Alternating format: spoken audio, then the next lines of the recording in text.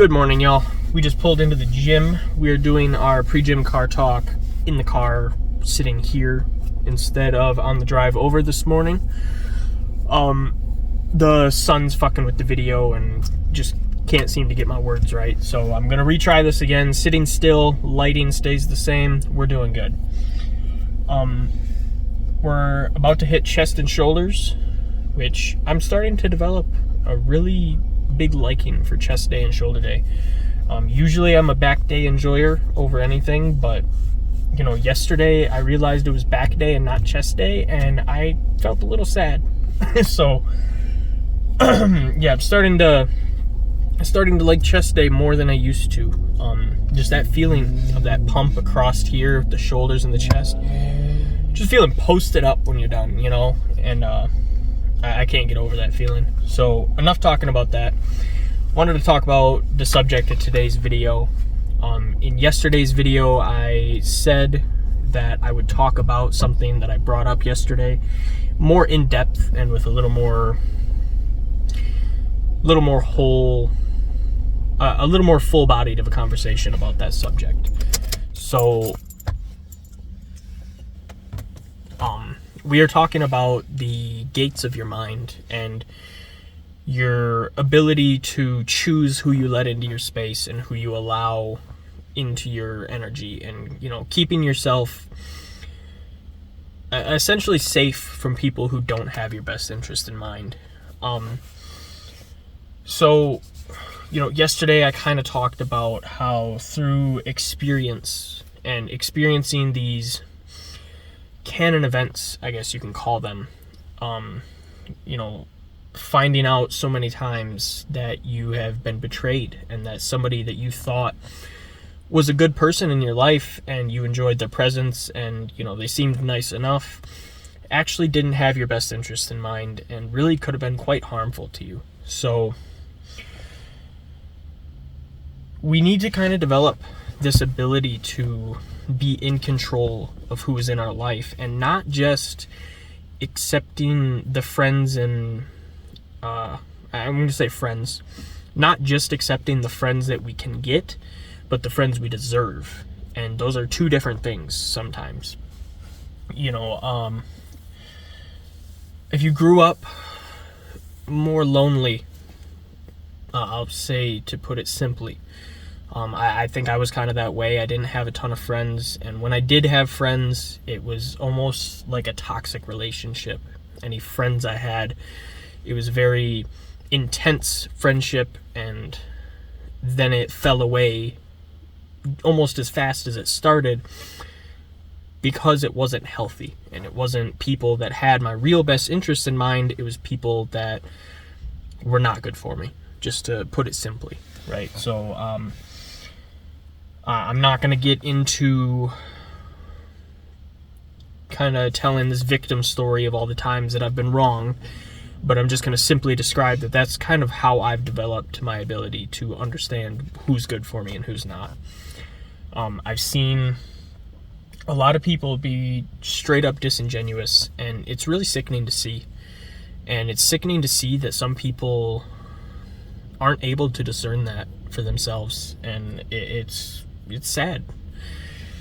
A lot of people keep company that isn't good for them. So how do we start to figure out, who's good to keep around us? I think that comes from time. It comes from time spent socializing and, being around people. But with that time, it's also time spent with the knowledge that I think I'm about to kind of bestow upon you. Time spent not just looking for whoever wants to be your friend, right? We get this idea from being kids, like I said, that we're lonely, where when you go out on the playground and you don't have anybody to play with, and then somebody finally comes up and talks to you, now all of a sudden you're best friends, right? Because you don't have anybody else. You don't have the comfortability to say, no, I don't want to be your friend, because you're scared of being alone, right? You're scared of being lonely and not having friends. So you tend to settle for less than you deserve. And this can go in all aspects of life. But so now spending time with that idea of really looking for people that you really want to be friends with and want to allow into your life, not just allowing anybody. And that's really tough, because you have to be comfortable with accepting that you're going to be lonely for a while, especially, you know. It could be a long time before you find people that are worth your time. And that's something that's really tough. And I'm going through it myself. You know, I feel very strongly that it's going to be hard for me to find people to really be around. I'm not talking about that. But it can be tough to, you know, feel that feeling that, you may not find friends for a while. You may not find people to be around for a while. And it's kind of your time period to focus on yourself and focus on bettering yourself, learning how to take better care of yourself and how to love yourself and hold that value for yourself, to not settle and not allow people into your life that aren't good for you. So I think the first step to knowing how to choose good friends is kind of time. It's going to be time spent in this situation, right? And it may not sound pretty, and it may not sound like the answer you want to hear right now, but if you're struggling with finding people to be good to you, really good to you, that's kind of, I think, the next step you're going to have to take. You're going to have to allow yourself to understand that you are now in this state where it might get fucking lonely. It might get pretty depressing for a while. You know, you might not have nobody to talk to. And I think that's something you have to go through to learn to love yourself, especially if you started out on the wrong foot. You know, if you started out with these tendencies for chasing love and validation in the wrong places, it's going to take a little more time for you. And it's taking time for me. So these lonely periods where, you know, you see something funny on your phone and you don't have anyone to show it to. You know, you see a funny meme and you click share, but there's nobody you want to send it to, or nobody you can send it to that you believe is a good enough friend of yours to understand it, laugh at it, enjoy it, you know, want to be sent this thing. That's kind of a tough feeling. It really can start to get under your skin, this consistent feeling of like there's a clip of Stewie. I think it's Stewie from Family Guy, where, or no, it's no, it's not Stewie. It's fucking Ted. Ted gets all excited about something he sees on TV, and then he goes, "Oh my God, I gotta tell somebody." And he goes, "No, this will just be for me." And, you know, that's funny, but that's a real thing. You really gotta start to be comfortable with the idea that some things are just for you. The funny thing you saw on your phone is just for you. When you were at the store and this funny occurrence happened to you, it was just for you. And sometimes there is nobody to tell about it. There is nobody to run to. And that's okay, because that is what I'm getting at. That is the thing that's going to start to teach you to love yourself. You know, you're going to start to learn how to have fun by yourself, have fun alone. And that sounds kind of sad. It might be kind of depressing, but, you know, in all reality, you are the only person that's ever going to be there for you 100% of the time. You are the only person that can't leave you. That sounds so depressing. But you know what I mean? Like, you're the only one that can't leave. You're the only one that can't leave yourself hanging. And so you've got to develop that relationship with yourself to be comfortable being alone, and that is what's going to start to develop the ability to say no. So I think that's going to be a big portion of this video. I'm going to be talking about the ability to say no. It's going to be tough. especially if you do have people that are still, friends with you, that are around you. They may invite you out. They may want to still talk to you, want to be around you, but you know that they're not good for you. Whether or not that they're actually trying to harm you, or they're, two-faced towards you or whatever, you just know that these people aren't good for you. They're not the people you want to be around. But you're afraid if you ignore their message, if you ignore their invite, that you're going to be alone. And, that's the muscle you got to develop, is the ability to say no and feel comfortable. Being able to say no to these people, say no to these things, and not follow it up with this guilt and this shame and this fear that now I'm going to be alone because I pushed away the people around me. Not exactly. You gotta get comfortable with the idea that you are pretty fucking cool. As you are yourself, you're pretty fucking cool. And there is people out there that are going to want to really be a genuine friend to you and a genuine spouse to you, but we're not talking about spouses right now. But people to be around, people to even someday kind of call your family, especially if you don't have good family. Develop a family for yourself of friends and people that you continually spend time around and really develop this relationship with.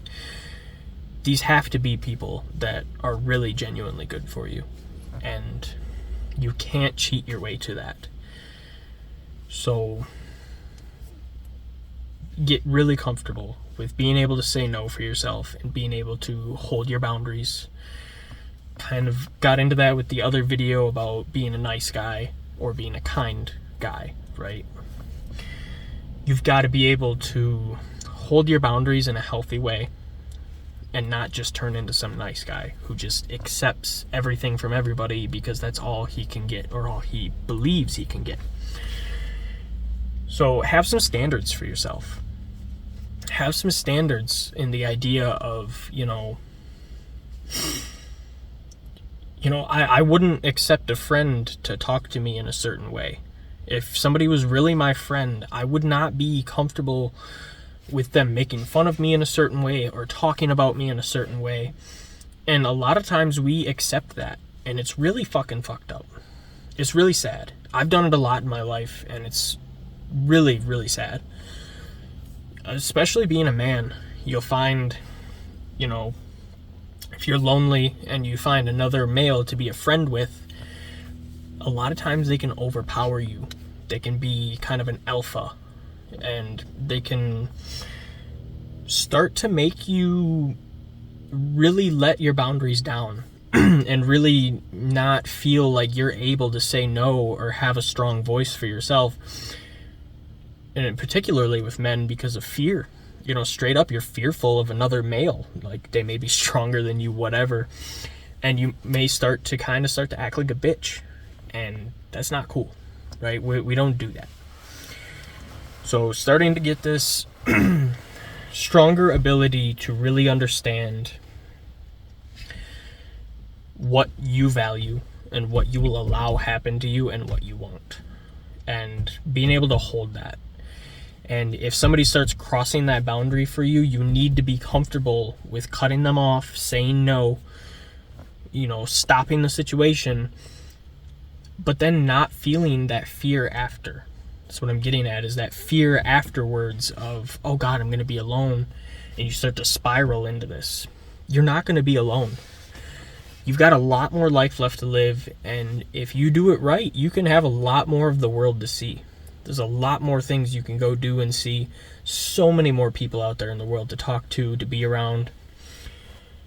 You can find new people. You can find new people to be around. You can find new friends. So don't hold this fear that if you don't accept what's given to you, you're not getting anything at all, right? This isn't when you're a kid being told to eat your vegetables, right? Because that's all you're getting. Right? You don't get no snacks if you don't eat your vegetables, whatever. Kind of a weird analogy, but that feeling of like You get what you get. You don't throw a fit, right? I'm gonna throw a fit because I do not just get what I get when it comes to friends and when it comes to people that I call my close friends and people that I would tell important things about myself and trust with information about myself. I will not, short myself on that. I will not allow myself to settle for just whatever when it comes to people that I call my friends. And it took a long time for me to get to that point. And I may be extra closed off now. It may be a little extra hard for somebody to get close to me. And I believe that's okay.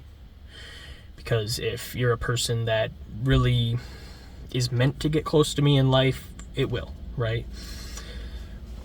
So this kind of comes into my next point of kind of losing that childish mentality we tend to get with the whole playground thing. Like I said, when a new kid comes up to you on the playground, when you don't have any other friends, and says, hey, do you want to play soccer together?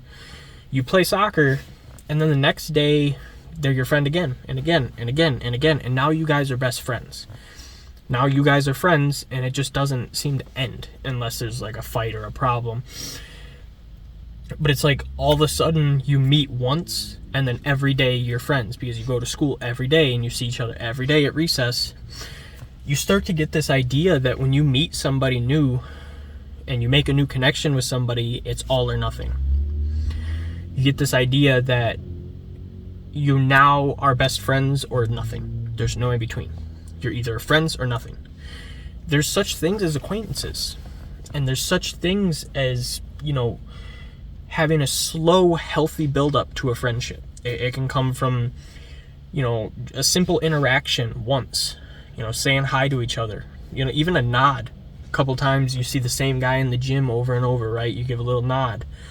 Then maybe one day you catch a quick conversation, hey man, how do you do that workout? I'd like some advice on that, to talk for a little bit.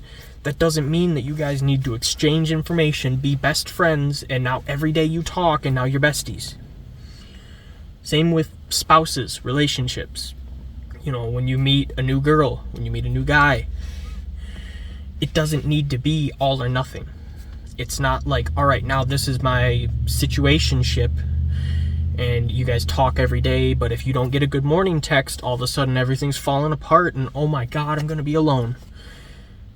Drop that heat of the moment shit, right?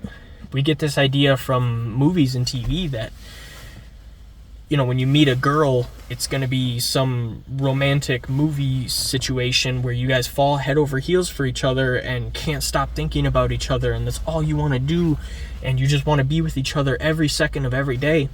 That may happen. But I'm going to be the one to kind of rudefully tell you, doesn't mean it's good. You can get in hot and heavy with somebody, but it doesn't mean that it's healthy for either of you. People can very quickly get addicted to another person's vibe, another person's connection to them. But is that what's best for you? Probably not. Especially if it comes that fast and that aggressively, to where now you've spent every day together since you've met and you can't be apart. Doesn't sound healthy to me. And that's something it took a long time to learn, is that healthy, meaningful connection isn't that way. So we've got to get out of this childhood mindset, get out of this movies and TV mindset, that's how love and that's how friendships work. Start to be comfortable with the ability to have an interaction and then let it pass. And this is kind of applying specifically to some place where you go consistently, a couple times a week, every day, a couple times a month, and you may see the same person again, right? There's a chance that you guys are going to cross paths again. If you live in the same city, you take the same route to work and you catch each other walking. You take the same city bus line, you take the same subway. There's going to be this chance that you guys cross paths again. So Be comfortable with letting that pass, right? Have an interaction and be able to let it pass and allow yourself to understand that, if we're really meant to continue to get to know each other and talk to each other more, we will. You will see that person again if it's meant to come to you, right? You will see that girl again if you were really meant to get her number, right? Doesn't mean that every time you see somebody and interact with somebody that now it's all or nothing. So be comfortable with letting an interaction pass and not be the start of something huge. It can be the start of something huge if it, over time develops. You can interact with that person a little more here and there, a little more here and there. Oh, we bumped into each other again. Well, hey, how you doing? Didn't I meet you the other time? Isn't your name blah, blah, blah? There you go.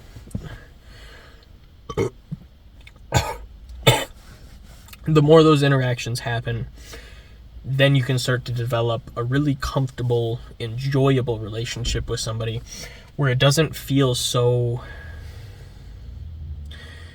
like it's clinching so tight around you, right? It doesn't feel like you're in cuffs.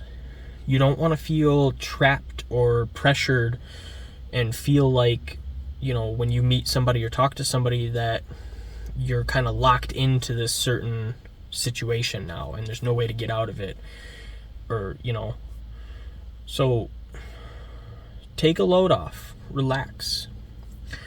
When you meet a new person and talk to a new person, it doesn't have to be so grandiose. It doesn't have to be so much.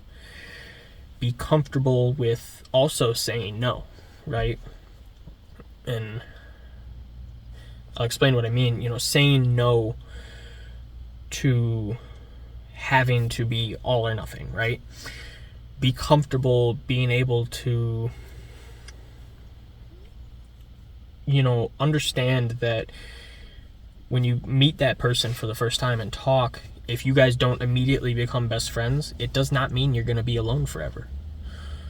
Get comfortable with that idea that you can have all these interactions and they can mean nothing or they can mean everything. But it doesn't have to be that moment and it doesn't have to be that intense. It's, I think, safer for your well-being and healthier for you to be confident enough in yourself and be comfortable enough with yourself and being alone that you don't allow that to cause you to get into something you don't want to be in. Don't allow yourself to believe that you're not going to be okay. Allow yourself to understand that you're going to be okay. You will find new people. You will find people that are meant for you. And it's not the end of the world. It's not. Relax. Take a load off. Slow down. We're all looking for this fast and hot and heavy friendship, relationship, interaction, and it just turns into this great big thing overnight. It doesn't happen that way, and you gotta get comfortable with that. I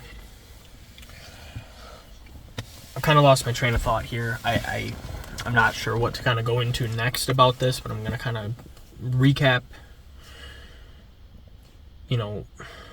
Start to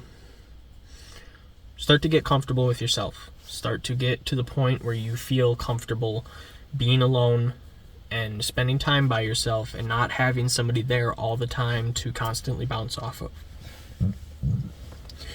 In a way, we can use that as a defense mechanism to ignore ourselves, to ignore the things that really weigh on our mind and the thoughts that we really don't want to address. I believe you need to address them. You need to have time by yourself in these moments of solitude and, even away from the distractions of your phone, of your TV, of everything. These moments where you really just sit and kind of be quiet with yourself and allow yourself to think what you're going to think. This isn't exactly meditation, but I think this is as close to meditation as a lot of people will get. right? You don't have to sit there and be zen and, cross your legs and sit in a temple and be silent for 40 years. But take these little moments in time to not feel like you're so scared of that. Don't be so scared of that moment alone with yourself, and be comfortable listening to your thoughts and listening to what you think. And, the more comfortable you get with that, you will then be able to learn to say no. You will learn to be comfortable with the fact of, if your friend invites you out that you don't want to hang out with, you can say no, and you feel comfortable that you're not going to spend the rest of the night in pain and sorrow because you didn't go hang out with that person. You're comfortable being with yourself. You're comfortable spending the night by yourself. And then on from that, forget about the meeting somebody and then all of a sudden it just starts tumbling and snowballing into now you're best friends for life. You can have interactions and let them pass and not allow them to be so much weight for you and be such a big thing for you that you feel like it's something you can't escape, something you feel you're obligated to, you're chained to, because this is the way you've seen it. And it comes into that self-confidence, that ability to be confident that if you don't lock this person down right now, you're going to be okay. And there will still be a chance. You will still see that person again. You will still have an opportunity to again. So I think it all really ties back into being comfortable with yourself, spending the hard times alone, and really learning to, not sell yourself out. Be strong for yourself. And don't allow yourself to settle for less than you're worth because you're scared of being lonely.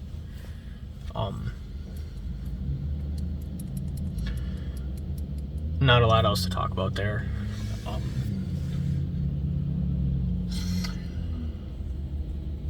Today's kind of a tough one. I'm gonna finish out this video kind of letting you guys know I struggled a lot trying to record this video on the way over. I kept catching myself spieling the story of how people have hurt me and my victimhood and tying that into what I'm talking about here, and it wasn't genuine, and it wasn't good for the people watching. It wasn't something that was going to help you. It was me using this as an outlet for myself to tell my story. And I've already talked about the fact of how we're done being victims. We're done telling our story and trying to get sympathy from people for what, right? We don't want to be a sympathy story. We don't want to be a victim case. We want to be somebody who's strong, proud, and comfortable in their skin and living a good life, and not using these excuses to propel us forward. So, today I went through kind of a difficult situation trying to really talk about something that meant something for the video and not just for me, and not use this as an outlet to continue this narrative for my victimhood. So I struggled a little bit trying to reframe this, and now this video that you are now seeing is a little more off the cuff, and I didn't really have a plan for how I was going to talk about it otherwise. So I really kind of just brought this out of nowhere. I kind of pulled most of this out of my ass. Not that it's not good information, not that it's not valuable, but everything I said was kind of directly from the top of the head, and it may not be structured in such a way that's easy to understand, and it may not be set out in these points like you're used to seeing in videos and tutorials and whatever. But I believe this is an authentic expression of what I believe and feel about these subjects, and I do believe that there's people out there that will take value from this message. So I'm going to post this as is. And I believe this is the message I want to send today. So aside from that, it's gym time, baby! And it's time to go hit chest. Yeah, we're switching it up, boys. We're getting onto it. Got to finish up the pre-workout. Got to get hyped up. And we got to go do this thing. I've been working out with no headphones. It was on accident because one day I forgot them, and now I'm on my David Goggins shit, right? I'm trying to really learn how to get that fire amped up in myself without needing the music. So I'll listen to music in the car. We'll get the preamp up. We'll get a little jam going before we go in. And of course, we're jamming in the car after, because you gotta wind down the hype with a little bit of jamming. So we're going no headphones. We have been for a couple days now, and it's kind of not too bad. Also, feels like it's just a little easier to be aware of your surroundings.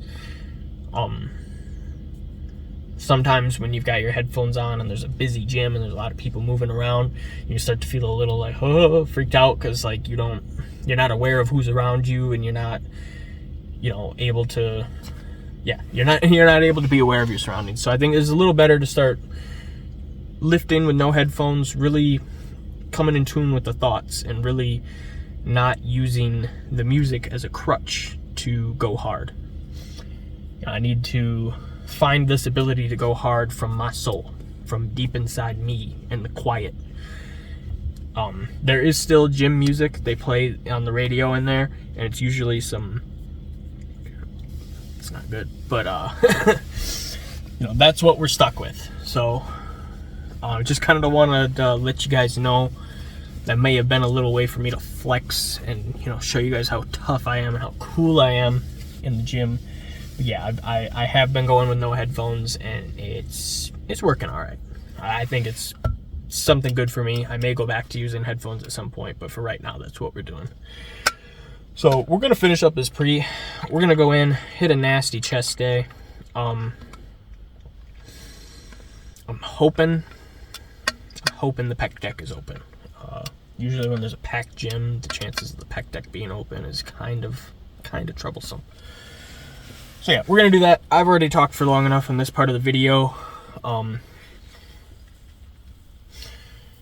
Whoever's here for the gym content, I hope you stayed tuned, and I hope you learned something else along the process of the video, or you just skipped to this point. Hello, welcome to the video.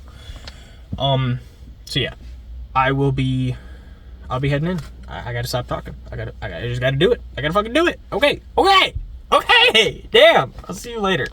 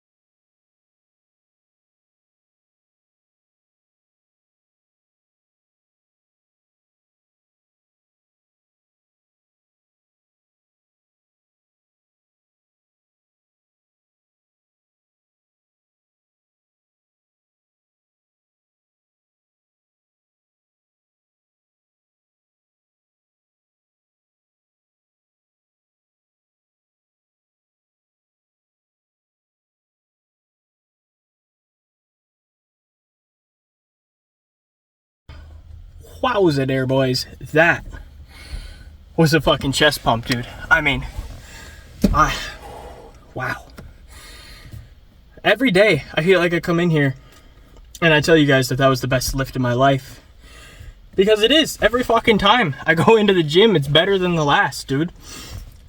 Maybe I'm lucky, or maybe y'all are doing it wrong, because I don't get this culture of dragging yourself through the gym. Oh, I gotta go to the gym. Oh, I hate working out, but I want to have the body. I fucking love this shit, dude. God, this shit gets me going, dude. I feel so fucking good. Every fucking day, I feel better than the last, and it's not stopping. It's not slowing down, dude. I mean, Arnold talked about it, dude. The pump is magical, dude. It's better than fucking, dude. It's so good. I mean, there's nothing quite like the feeling of having a splitting fucking pump, dude. That was my rant. There you go, guys. That's my rant for the day. Get in the fucking gym, dude. You're missing out. You're watching this shit and you're not going to the gym. What are you doing? If you don't have a gym to go to, do some push-ups, please. Do some push-ups. Do some sit-ups. Do something, man. Do something. It feels so fucking good.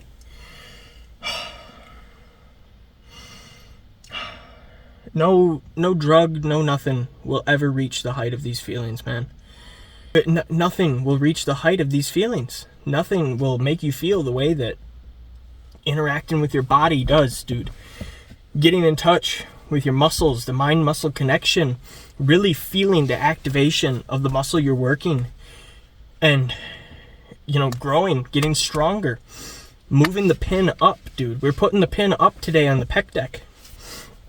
My pec deck in here, we were doing, I mean, when I first started using this one, I was about 100, felt safe. Then we were doing 115, then 130.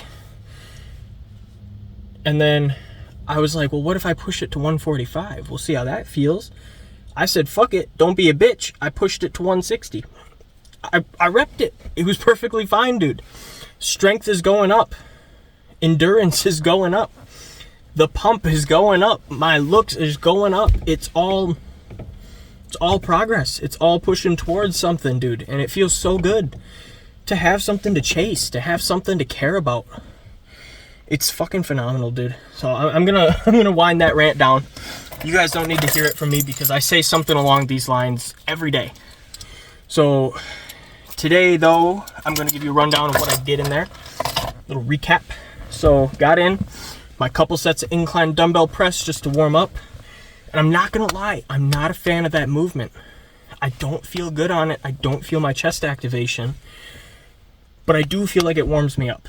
I do feel like it warms up certain stabilizing muscles in my shoulders and stuff, so that when I jump onto pec deck, I can go in my first set as a working set, top weight, and push it. But the incline dumbbell press is not feeling good for me, man. And I know it's an S-tier workout for those who, you know, those who have their little lists, but not for me, man. And that's a big thing. If you're starting to work out and you're not feeling like these S-tier workouts that Jeff Nippard told you about, no shade to Jeff Nippard, but just he's the first one I can think of off top, you know, that's making these lists of the best workouts, the only workouts you'll ever need. It's subjective. It's all to each person to decide what works best for them. And for me, certain workouts don't work great for me. I may not be doing them right, but I do not feel the activation. But when I do a workout that I like, that isn't necessarily S tier, I feel so much activation. I feel such a good pump. You can't tell me that that isn't the better workout for me. So if you're struggling with this, if you're struggling with these workouts that these people are telling you are the only workout you need, and it's not feeling good and it's not working for you, try something else. Don't look at the top of every list and the best workout you can possibly think of. Try different ones out and just see what works for you. Try the weird workout that maybe you didn't think was very good. Maybe you thought was kind of odd. You didn't think would work. Give it a try. Same with life, dude. Give everything a try. You know, try new shit. Experience shit.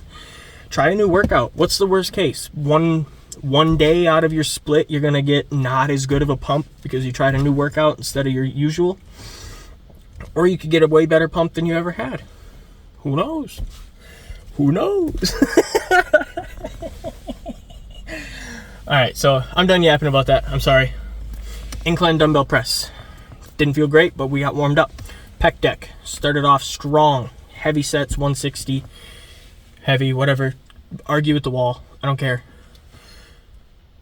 Doing 3 sets there. Each of them were drop sets. I drop setted all 3 of my sets there today. Not something I always do, but something that's interesting to add in once in a while. Really, really getting that muscle trained until absolute failure. Then we went on to the hammer strength incline press. Usually not one of my favorite movements, but actually today that one felt really good. Felt really, really good. I went a little wider grip and really felt that converging motion, and it felt great. So we're doing those in the future, I think. And then on to cable flies. And then I told you guys a couple days ago, I told you guys I was going to try the new shoulder machine. It's not new to the gym, but it's just one I didn't use before. It felt great. It felt fucking phenomenal, dude. I really didn't want to use it. I even told myself I was going to, and I kind of retracted on that a little bit and was like, maybe I'll skip it. I'll just use dumbbells. I tried it. That was better front delt activation than I've gotten with any other press. So we're going to keep using that. And then onto cable lateral raises. And then we did some archer pulls. Just with a D handle, about face height, a little bit above, and just really pulling, really hinging right at that shoulder. And I could see in the mirror my rear delt bulging as I pulled. And I didn't feel it in my traps. I didn't feel it in my rhomboids. I felt a direct activation just on my rear delt. So we'll be trying more of those in the future. Those felt pretty good. I found it a little odd to load up heavy weight onto it.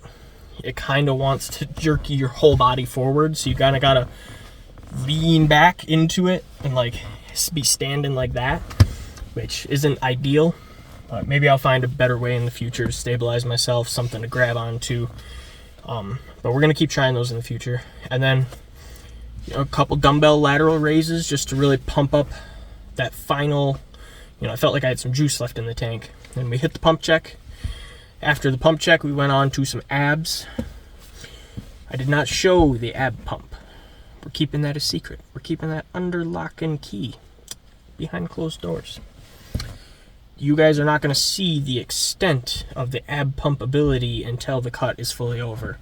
Then we'll start playing around with that. But as of right now, in terms of abs, we have none.